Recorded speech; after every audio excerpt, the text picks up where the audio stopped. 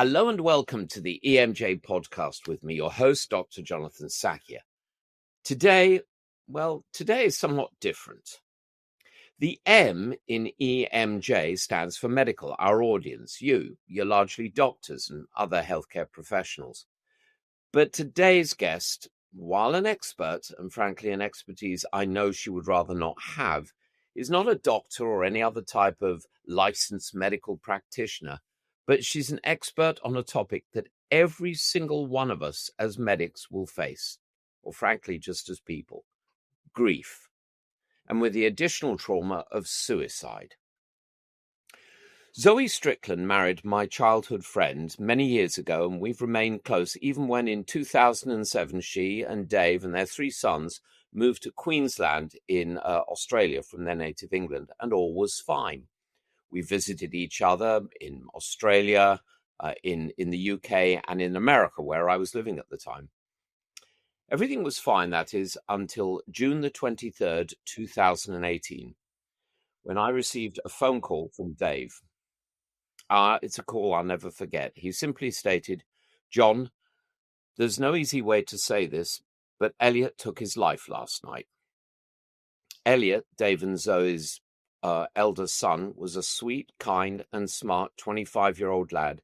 And only weeks before I had popped back to England, he was over there together with my son and taken them to a football match. And everything seemed fine. How could this be? And frankly, in the 7 years that have followed, it still makes no sense. Zoe grew up in East Yorkshire in the UK and lived her adult life in London until she left for Queensland. She became a natural therapist practitioner, living and working in the tropical Cairns community, a gorgeous part of the world. She facilitated prenatal massage, she did hypnobirthing and mindfulness meditation. Zoe has always been a very, should we say, sensitive soul, and always had a different way of seeing the world. After the tragic loss of Elliot, Zoe found solace in living life in the slow lane, and she followed a more creative and intuitive pursuits, including facilitating grief workshops, becoming a florist, a qualified florist, finding joy, as she described it, in flowering, beginnings, endings, and everything in between. And 2024 saw the completion of a writing project and the publication of her widely acclaimed book, To Grief with Love, a lyrical and pictorial journey through loss. I have a copy here, and we'll be putting links to it in the show notes. I highly commend it. As doctors, we are in theory there for our patients who are grieving the loss of a loved one, or grieving us telling them that they've got a terminal diagnosis, something all of us have experienced many, many, many, many times. And I, for one, have never come to terms with it. How well equipped are we to help our patients? And frankly, how well equipped are we to process our own grief that all of us have and will suffer? So there's a lot to unpack there. Zoe Strickland, my dear friend, welcome to the EMJ podcast. Thank you very much, Jonathan. It's lovely to be here.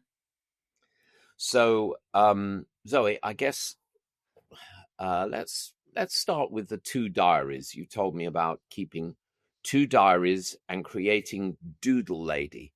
I still have the T-shirt that you gave me many years ago with Doodle Lady on the front. Tell us about the diaries and Doodle Lady and the birth of the book. Yes. Yeah. Okay. So,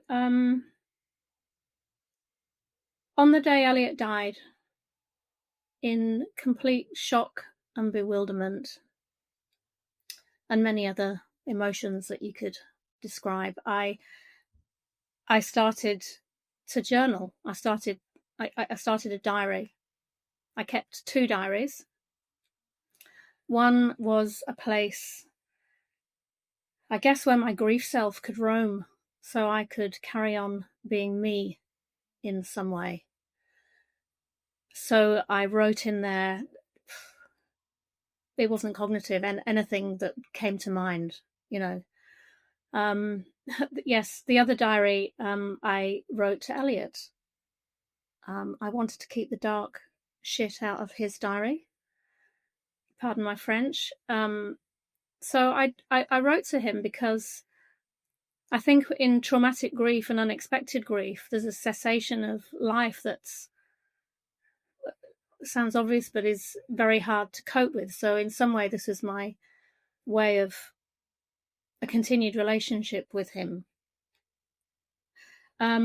Regarding Doodle Lady, you say created.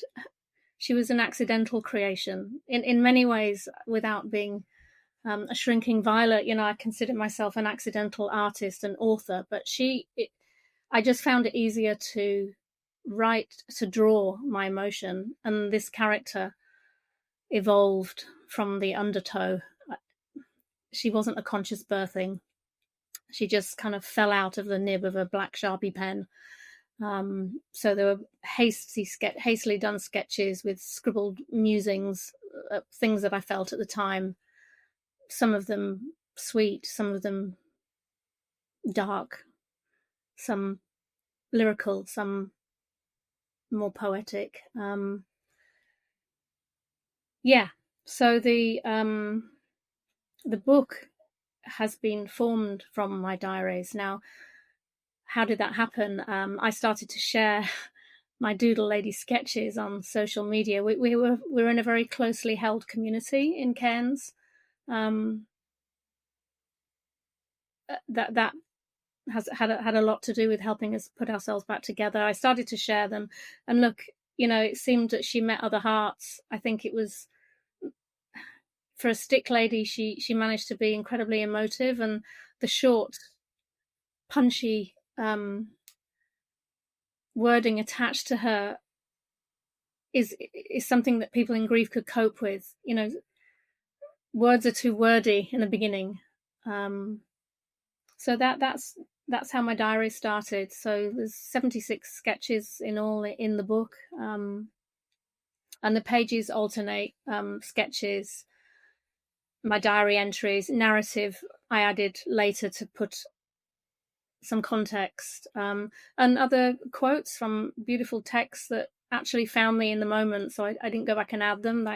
I discovered these texts as I was journeying on. A lot of them very philosophical and well-known writers. Can I ask, Zoe, did someone recommend to you to journal? Because nowadays there's of Jordan Peterson and others talk about the value of what's the guy, the Brain Lab guy? His name will come to me, but not Jordan Peterson. Huberman has done a very good job summarizing all the data that journaling is hugely helpful in many stressful and grief-stricken circumstances. Did someone advise you to do it, or was it your own idea? No, actually, to be honest, nobody advised me about anything I did. That's why we're doing this podcast, because when I first talked to you, I said, I trained as a doctor and I've looked after people for decades, and this is an area that I felt clueless, and we'll unpack some of it. So I'll tell you what, let's dig into some of this. Can you calibrate for us what you mean by building a relationship with grief? You learned, you basically personify grief. For instance, I'd like to read something. Let's see. You've got Doodle Lady here. I'll hold it up. There she is, and she's saying, "Hello, grief. What do you want today?" And there's this vague. What do you need today? What do you need today? Mm. Yeah, the writings. I listened to grief when she asked, "What do you need today, dear?" So it's not like you're angry with grief. To tell us about that, and also there was another quote right at the end. I'd like to read this as well. For dear grief, it's not time that heals, is it? It's honesty. It's a relationship, a transitional place where we get to know each other intimately. Tell us about that, Zoe. Yes, building a relationship with grief. Interesting, the personification. I've always felt grief to be feminine, and I think she spoke to me in my nana's voice. And look, if pushing grief away doesn't help. It waits for you. It's very personal. Look, I can only share my own story, and everybody does this differently, and that's completely okay. But I think, mindfulness comes to mind, obviously. Being present with what you're feeling, being able to be with that instead of rushing for distraction.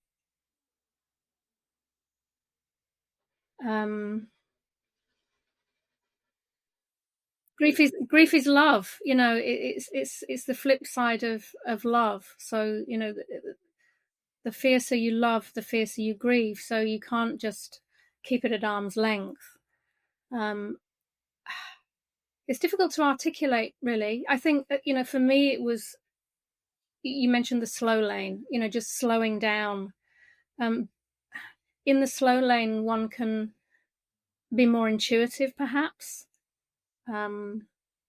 It's difficult, if you have a 9-to-5 job and you get 2 compassionate days off and you have to start work the next Tuesday. It's very hard to do that. I want to come on to that, but I want to talk a little bit. I want to dig deeper on this thing about personifying it.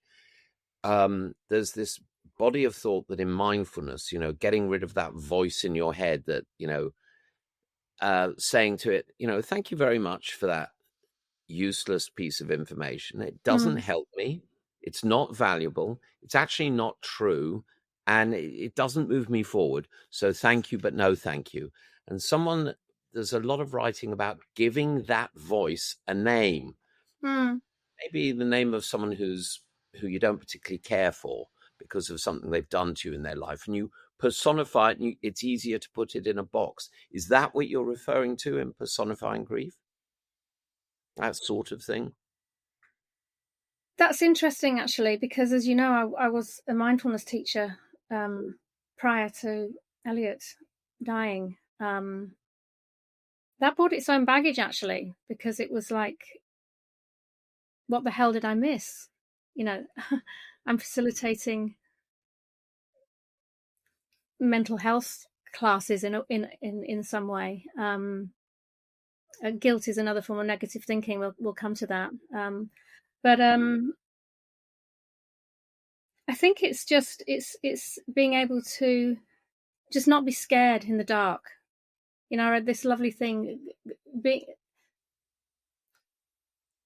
Being in the dark is when you hone your night vision.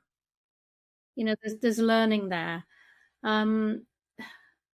I actually had a bit of a rebellion against mindfulness in early grief, I have to say. It was like, I don't want to sit and listen to my thoughts with interest and curiosity. But I think, you have to just, embrace so much self-love. That's difficult to do as well, self-love. But it was moving more away from the mental focus and the sitting and the concentration to, this always sounds quite fluffy when you explain it, but just attending to matters of the heart. What might that mean for you? For me, it might have meant a walk on the beach or doing some creative pursuits. David, he turned to brewing and making bread and pizza. We had a beautiful pizza oven. The kids, they pumped it in the gym. They were 23 and 20 and 20. So it's hard to pontificate about what is the best thing to do, but I think. Well, let's come at this another way, because there's something that really struck me about the book To Grief with Love. It's how you challenge the cultural tendency to rush grief, and you've already referenced that. We'll come on to work and so on and so forth. But our tendency to tidy it up, hide it away somewhere, trying to suppress grief doesn't work. Pressing on regardless doesn't work. Eventually something will give. You've said that. Present it another way, and as you and I, as British people, we're characterized as having a stiff upper lip. Just get on with it, right? To avoid being perceived as unfit or weak. But maybe we could all benefit. And again, it's not just as doctors dealing with our own personal grief, but trying to help others through it. Maybe learning to be a bit more vulnerable. Is that a fair comment, Zoe? Yeah, definitely. Yeah.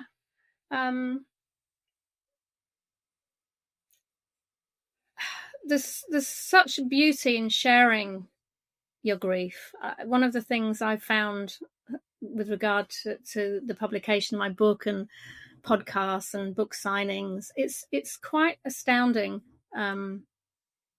when you share your vulnerability, how other people meet you in their vulnerability. People that you know, that you've been working with, or you see, you've got no idea what people are carrying in their lives. The one major lesson is just be nice, be kind, because we're carrying, a lot of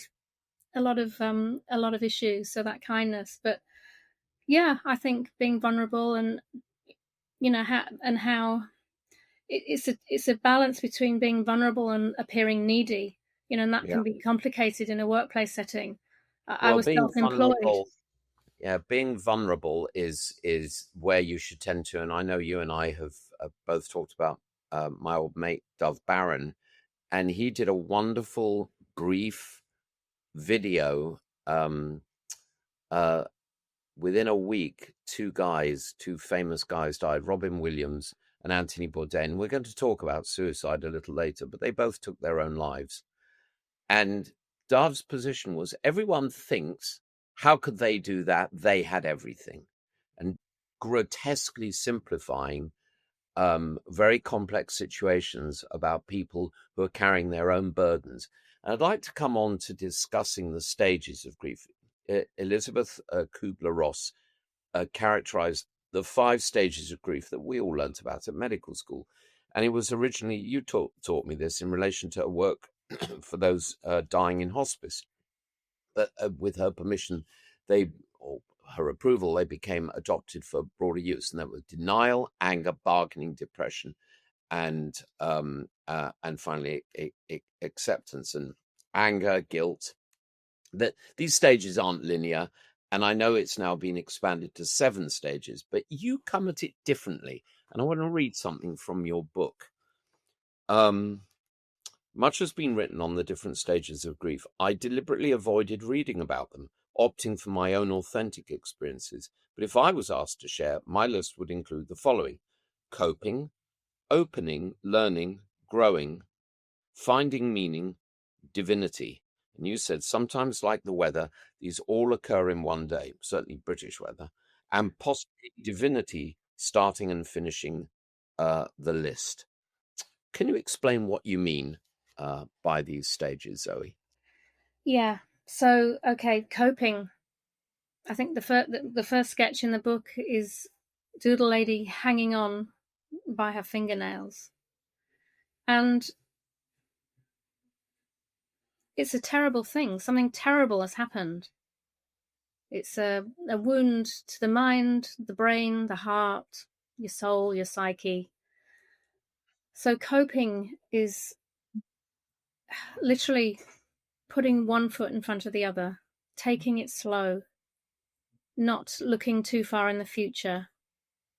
I suppose mindfulness, to want to come back to that word, just really padding around in soft slippers, eating if you can, don't, comfort food, having a gentle walk, sleeping when you can. We were overwhelmed with beautiful flowers. I just arranged them on repeat. I remember feeling constantly nauseous, probably for a month, which was a bit of a worry, actually, because I wondered, if something else was going on. But it's adrenaline, it's shock. So you're just wandering around in the dark, that coping. Opening, I think for me, it was about, keeping the heart open. I guess it could be easy to close off, to steel yourself up. It's just being open to your experience, open to things that might come into your radar, whether it be books or suggestions or therapies. It's allowing the unfamiliar, opening up to the new. I love Mary Poppins. What a resource in grief. I don't know if you've ever seen Mary Poppins Returns. It's a meditation on grief. It's a meditation on grief. You could lift every lyric and narrative out of there. It's astounding. That beautiful song, nothing's ever lost, it's only out of place. They go the place where the lost things go. And when your world turns upside down, you have to turn upside down with it. You're just opening to a new kind of normal. Learning. There was some cognitive learning for me here. I wanted to know about suicide. I wanted to know about suicide ideation. So I joined courses. I did Safe Talk, Assist, Mental Health First Aid, possibly a little too early. It was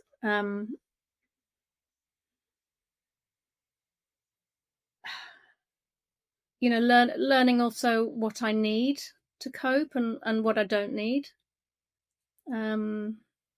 Learning, what's it all about, Alfie? There's great existentialist questions that meet us in those moments as well. Things that possibly haven't had to deal with. I mean, I hadn't experienced any complicated death in my 57 years, which is quite unusual, but this was my first sortie into it. So yeah, delving into philosophical texts. I really enjoyed reading, immersion in that. I think growing is what comes from the learning. Perhaps growing is about acceptance as well, surrendering to it. You don't have to be a doormat to surrender. It's the depths in there.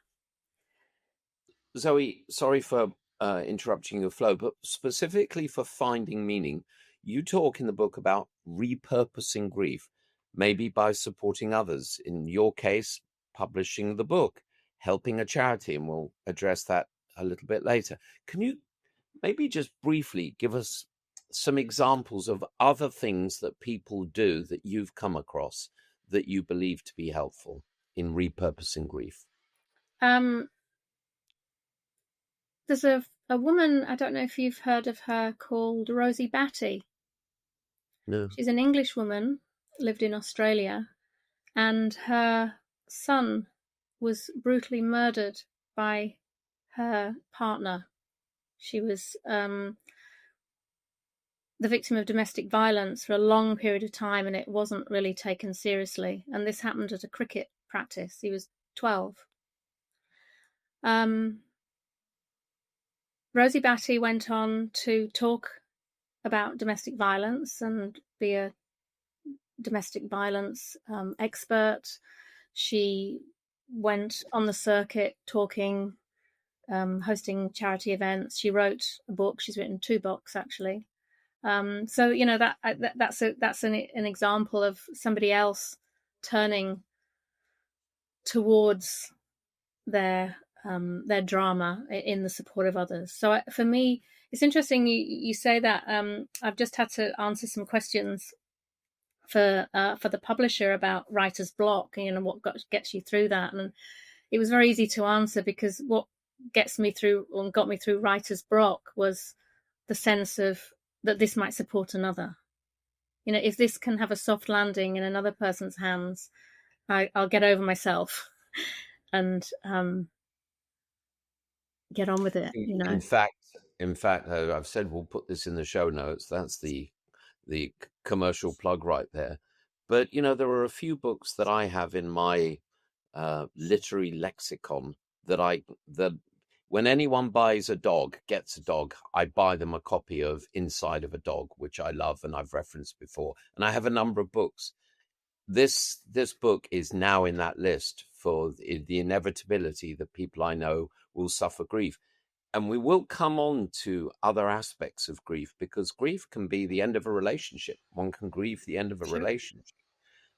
Anything that's an eructation in the flow of our lives. I'd like to come on to one of the other of your stages of grief, divinity. Yes. Sort of, as someone who is not religious, but that's not what you mean, because for you, wand making, you made magic wands, and I have mine back there that you gave me. You described it as a sweet spot where science, nature, spirituality, and psychology intersect. I know this is very personal, but can you just open up a little bit about how your journey happened and how other people might think about it without thinking that they're losing their marbles? Yeah. There's no such thing as losing your marbles in grief. Unless one becomes stuck in depression, and that can be a thing, so that needs to be taken seriously. Yes. Divinity. Look, I'm a spiritually orientated person, not religious. Sharing something deeply personal, I have felt from the get-go an incredibly strong connection with Elliot. I personally believe that consciousness continues after death in some way. I don't know how to describe that.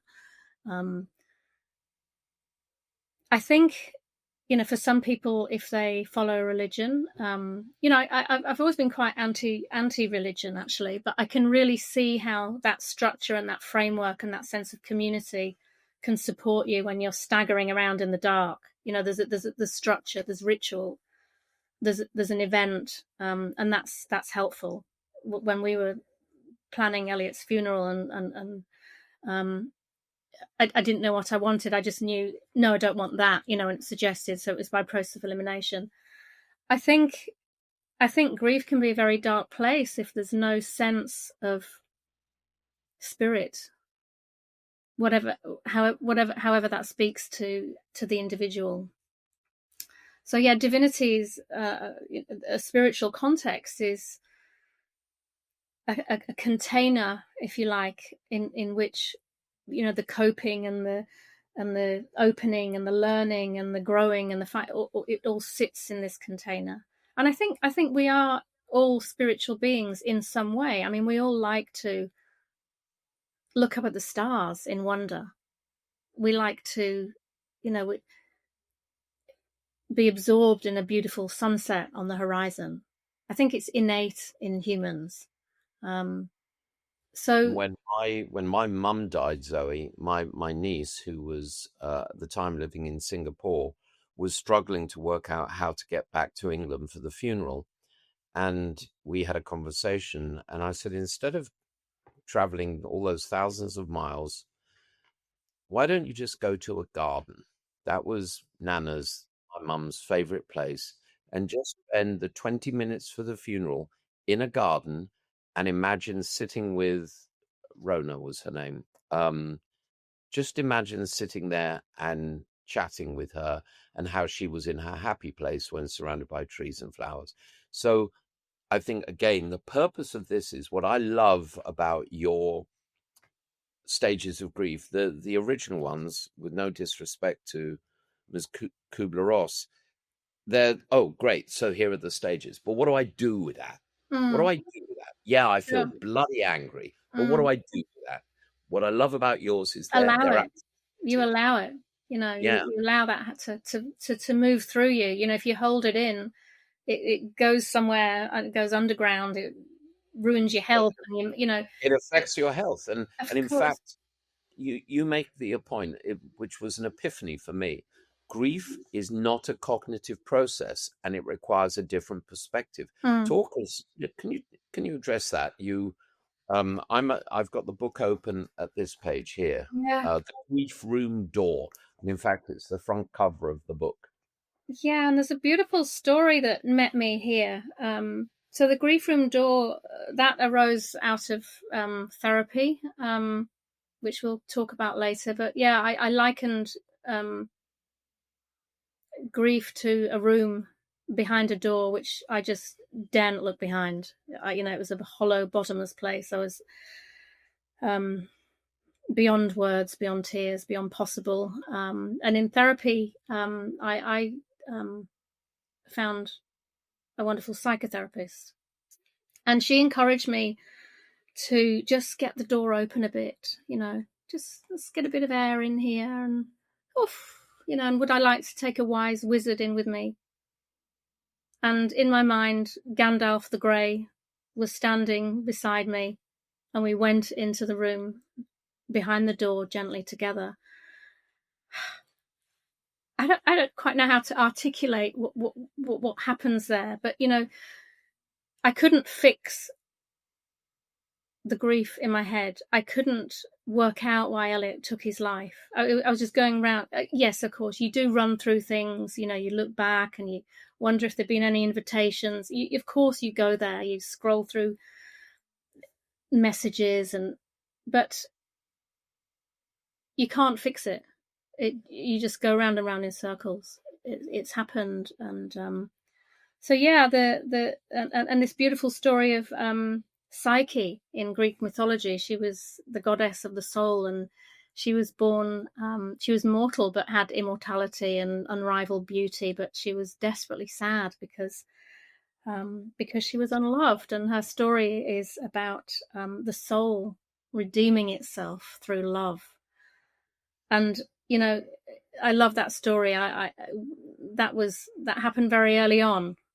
That kind of set the tone, I think, and I learned to breathe love into my soul and my psyche. Look, I'm not painting a rosy picture. There were times when, I've had to be or not to be moments in my grief, and there's quite a lot of sorrowful writing in my book. Not to include that would be an insult to grief. There's a thing called toxic positivity. I'm sure you've heard of that, But it's, writing it down is very cathartic. It's sometimes quite shocking, actually, to see what you write. It's like, oh. But then it's moved on. Our thoughts and our emotions are transient. Some of them are more sticky and they reoccur, of course, but it's being with that transient of emotion. And has that answered your story? Yeah, it very much does. And I guess when I was thinking about having this conversation, I mean, you and I have known each other many, many years, but sometimes when you try to dissect it and put it into a narrative for other people and make it germane to their lives, like different threads came up. And here's one for you. In the space of, I believe it was 6 weeks, one autumn, fall, my dog died. A dear friend died very suddenly, a very successful man, and he just dropped dead in his 50s, early 50s. And my dad died.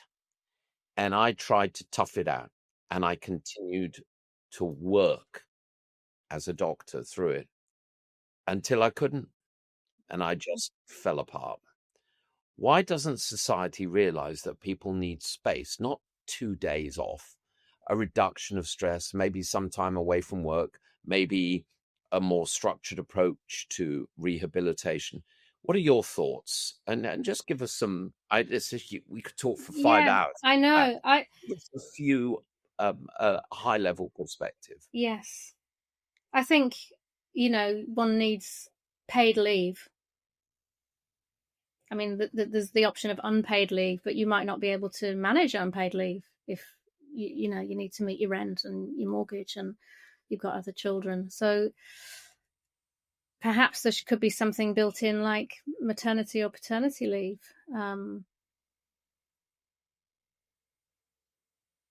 Grief days, mental health days without stigma. And that's an interesting one, isn't it? I still think mental health, if you ring up and say I can't come in, I'm having a mental health day, it's easier to say I've got a terrible migraine. I still, despite all of the mental health support that's around and I still think it's hard for people to say I can't come in Definitely because stigmatized. Definitely 100% mental it is and health. it isn't. It isn't amongst friends, people, Yeah, but but at society work for sure. Yeah, is yeah, yeah, yeah, very yeah, much so. So let's come on to some therapeutic approaches. You always stress that you're not a doctor, you're not a clinical psychologist, but you've mentioned therapy. Tell us about that yeah. experience. For myself, yeah. Yeah, I think my learnings and my um, the work that I did prepared the ground, if you like, prepared the soil.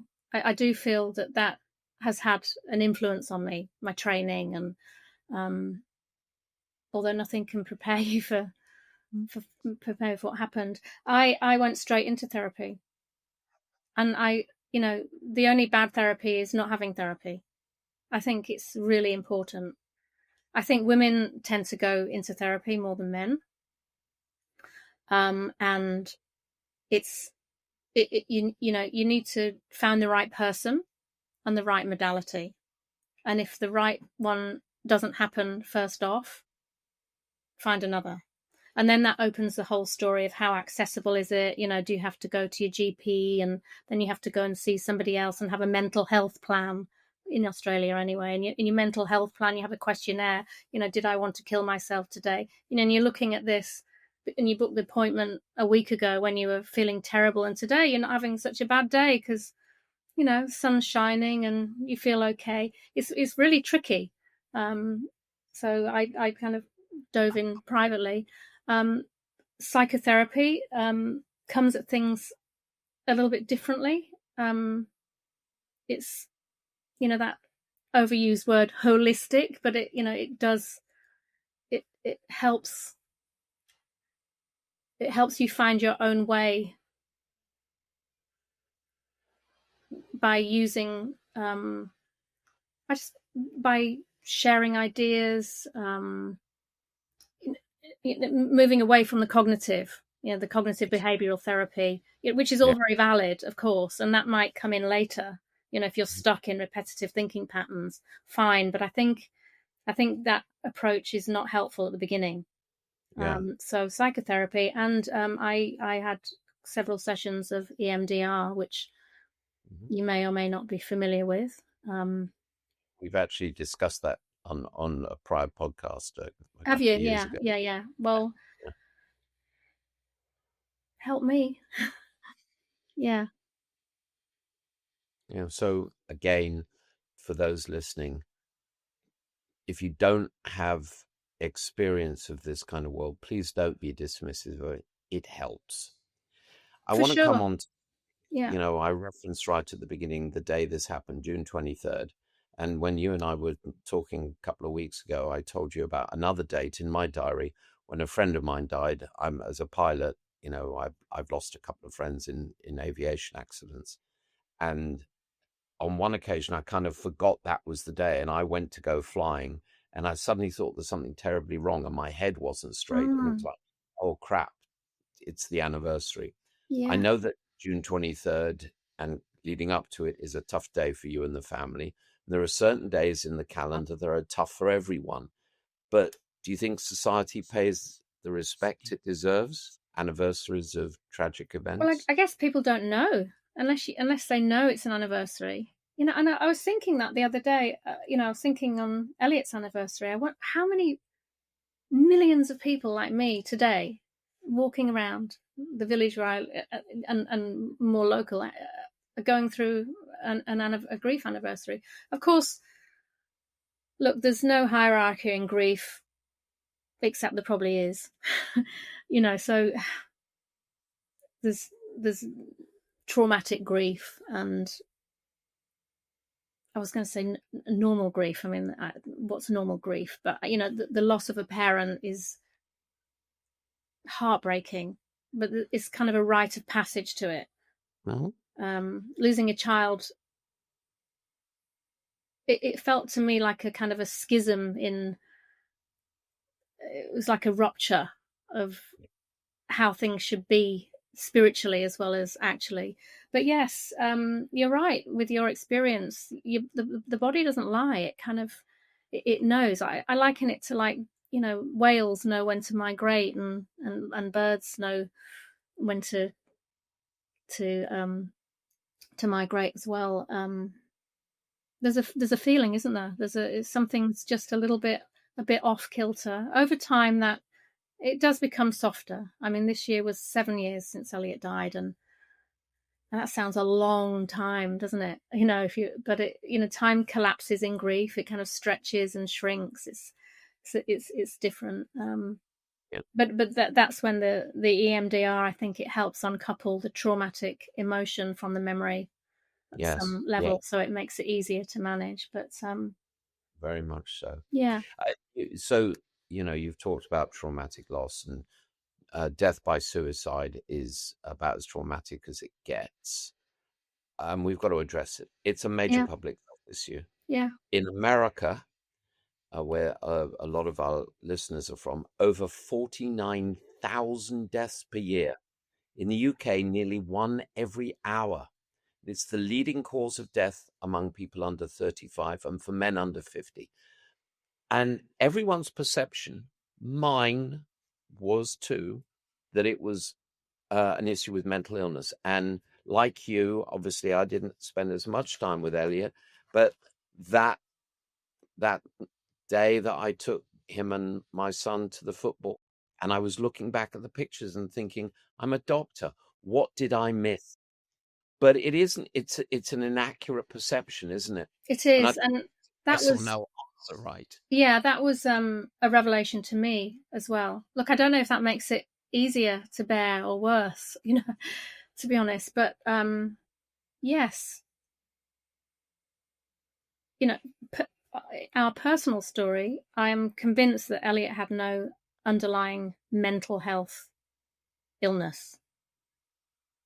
Yes, he was probably tired and not getting enough sleep. And suicide is a behavior that's acted out when there's a perception that there are no solutions to the perceived problems at that moment. And they sure can be exacerbated by recreational drugs and alcohol. It gives the bravado, the risk-taking, the what the F moment. And it's very tough. But yes, you're quite right. Look, when you say that to people, they often raise an eyebrow because it sure is unhealthy thinking. I think it's. I will share, that the brief dalliance I had with the to be or not to be. And for those not familiar, Zoe, that famous speech from Hamlet, to be or not to be, that is the question, whether it is no in the mind, blah, blah, blah. That is a conversation about suicide. That is Hamlet committing, ending his life. Yeah, I learned that soliloquy off by heart, for my O-levels without batting an eyelid. I mean, I think about... You and me both. It's wrong to laugh, but, it was a hallowed moment because I understood how it feels. You're not thinking about anybody else.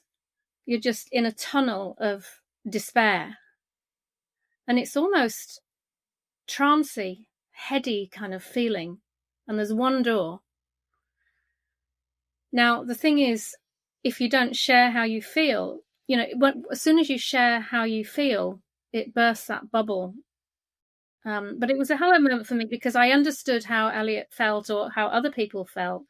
And when you talk, often people with suicide ideation, when you talk to them normally about it, they feel such a sense of relief that somebody's not going, oh my God, what the hell? Well, it's like, to come on to sure. Approach that I just learned about because of you in dealing with suicide. But I just want to make a comment.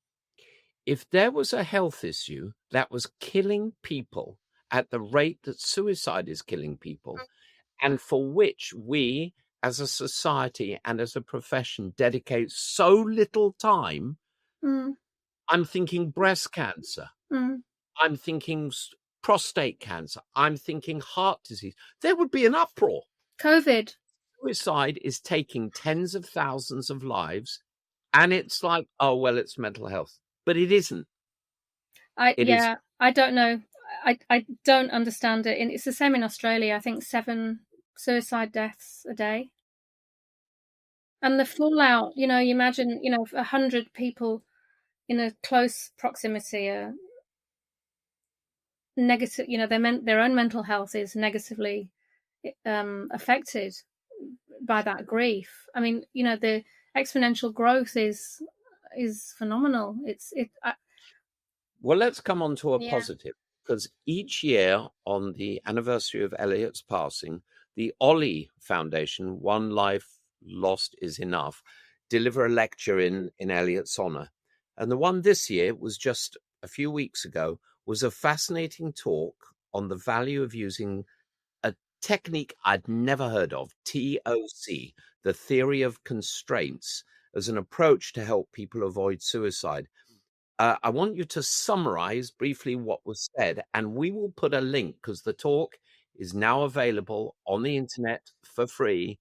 And I was listening to this lady deliver this concept, and I was going, oh my goodness.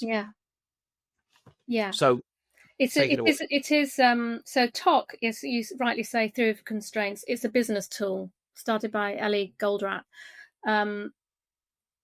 It's about conflict resolution.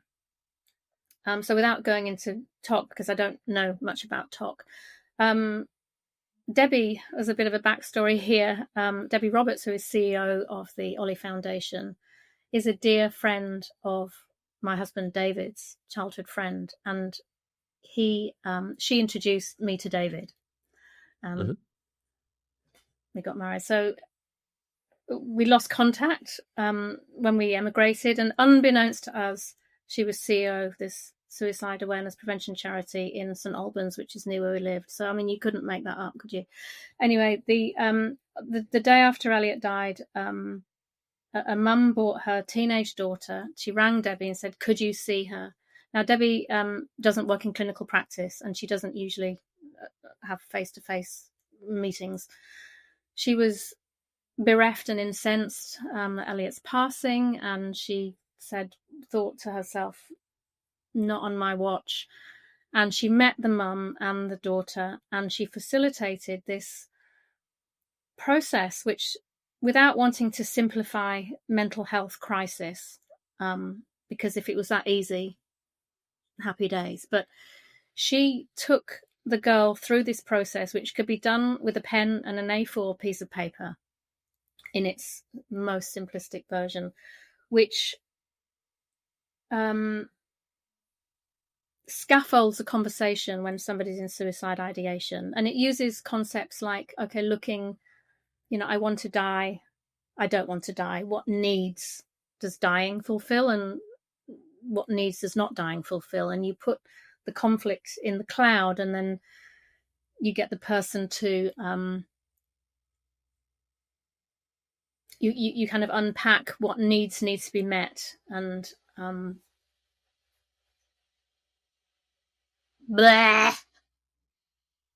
No, listen, we'll put a link to the talk. But the thing about it, the example she gave was a girl who's got bad skin.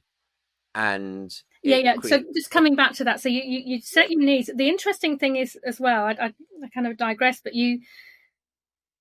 she says, okay, what would that, how would you feel if those needs were met? So her story was, I'd stop the continual thoughts in my mind. So it's okay, let's look at that. So, if you stop those continuous thoughts in your mind, how would you feel? I would feel content. Okay. So then you move to the goal setting side of it. So she got her to imagine, this is an NLP technique, actually, a forward pacing, where if I was content, my terrible acne would be resolved. I'd have a friend at school. I'd have a part-time Saturday job, so list those things which she needed to be content, and then, okay, let's do some goal setting about that. I don't know how to do that now, but we're going to find out somebody who can, it kind of went on Yeah. that It was so way. It was fascinating, wasn't it? lovely practical approach. So as I say, we'll put a link to Yeah, the to the YouTube yeah. thing. we I'd also, I'm going to impose on you to come up with a list of some assets, resources that people can go to access. But can you talk a little bit about some of the sort of resources you've mentioned? Many, of course, but Well, yeah, my resource list is a bit left field. Obviously, there are organisations in Australia like Compassionate Friends. I'm in Australia and you're in London, so these resources would be different depending on where you're listening. I would say start with your psychotherapist. Go and have a psychotherapy session and, get your list of resources there. But I do, the resources that found me and supported me, I do list in the back of my book. There's one amazing book, actually. It's called It's Okay, You're Not Okay by Megan Devine. She's a very well-known author and runs grief support work. It's called Refuge in Grief, American woman. I related totally to her book. Her husband sadly drowned in front of her in a freak accident, and her opening line of a book, as a psychologist, she said, I sincerely apologize to all my clients. I never really understood how you felt, and I was straight in. It's a really marvelous book. She's a wonderful woman. well, Um, we'll come up with some links, and we'll sure. perhaps research some of our own and put them in the show notes to get people. I turned to So, Druidry. I'm sorry, I turned to Druidry, Druidry. a nature-based spiritualism, Yeah, and that is where that crossroads where yeah. psychology, science, and The nature divinity component. intersect. Yeah. Yeah, You will. We should. Well. Listen, we're 100% going to link to your book because I think it's not just because you're a dear friend. It is a magnificent opus. It really is. You should be so proud, and I'm so proud of you thank you, for doing Jonathan. this and the value that it's brought. And if I tell you, it did find a soft landing with me, 100% for my own issues. Zoe, is there anything that you wished I'd asked you but haven't? And if not, can you give us a one sentence pithy takeaway message? Or both, if you wish, of course. I think we've covered everything. I would say trust that you can carry this, and you will be carried, and that healing is not linear. Yeah, that's beautiful. Yeah. Sadly, Zoe, we're going to have to wrap it up. I want to thank you for being with us today and for all that you're doing through your wonderful book to help raise the profile of both processing grief and also your frank conversations about the tragedy of suicide. And everyone listening in here, open your eyes a little bit and there's nothing wrong with having a conversation with someone saying, are you okay today? Maybe just being a little bit kinder would help us all. Zoe, bless you. Thank you so much. Thank you very much, Jonathan. So to the folks listening in, there's going to be a lot of assets going into the show notes. Please check them out. And there's a link so that you can buy Zoe's wonderful book, To Grief with Love, a lyrical and pictorial voyage through loss. And of course, it's available at the usual retailers. I'm not used to doing this kind of commercial pitch, but there we go. If you're already a subscriber, fantastic. Please like us, tell your friends and colleagues. And if you're not, please go to Spotify, Apple Podcasts, or all the usual places so you can sign up. And that way you'll never miss an episode. And please join us next week for another fascinating episode of the EMJ podcast. Until then, I'm Dr. Jonathan Sackier. I'm proud to be your host. Please, everyone, stay safe, stay well, stay curious, and be kind. Bye for now.